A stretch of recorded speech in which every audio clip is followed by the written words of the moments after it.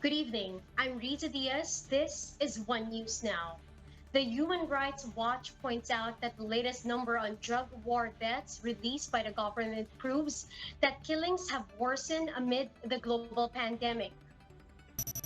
According to data from the Philippine Drug Enforcement Agency, almost 6,000 drug suspects were killed under President Duterte's war on drugs since 2016. But human rights groups claim that the death toll could be as high as 27,000.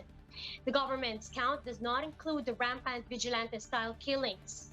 An official from the Human Rights Watch said the average death toll from April to July this year is significantly higher compared to the number of reported deaths from the previous 4-month period before the country was placed on a lockdown. The worsening situation, as the group called, it is a clear reason why the UN Human Rights Council should be allowed to investigate the alleged rights violation of the Philippines, its regional deputy director said.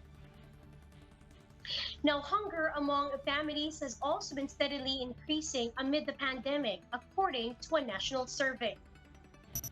A September survey by the social weather stations showed that 30.7% of Filipinos experience involuntary hunger.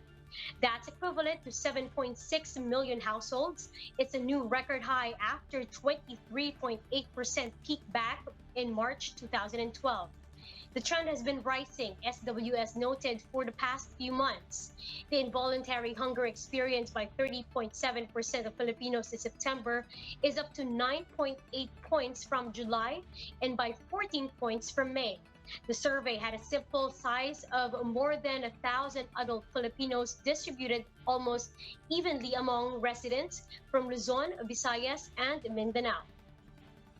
Meanwhile, the Land Transportation Franchising and Regulatory Board will issue a show cause order against a bus operator that allowed the overcrowding of passengers despite the physical distancing.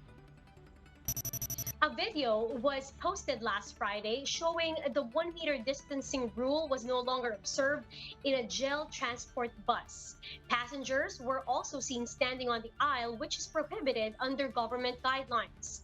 The bus conductor was even heard on the video telling commuters not to report the incident so they could all go home. In a virtual press conference on Sunday, the LTFRB said they were informed about the incident over the weekend. The agency will order jail transport on Monday to explain their side. The LTFRB then told the bus operators to follow government guidelines to avoid the spread of COVID-19. Passengers were also urged to report incidents like this to authorities for their own safety.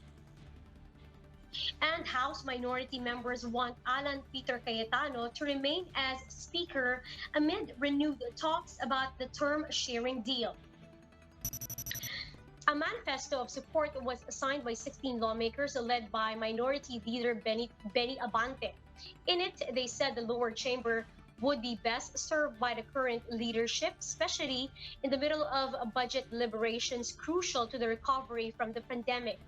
The minority members, however, acknowledge that there are just mere observers at this point since the House majority gets to decide who will be the Speaker.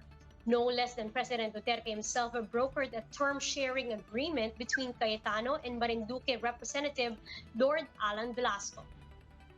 Now, for more updates, follow News 5, The Philippine Star, and Business World online. You may also visit our website, onenews.ph, for more in-depth analysis. Catch One News also on Signal Play app.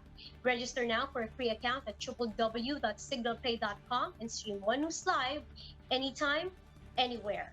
I'm Riza Diaz. We are One News.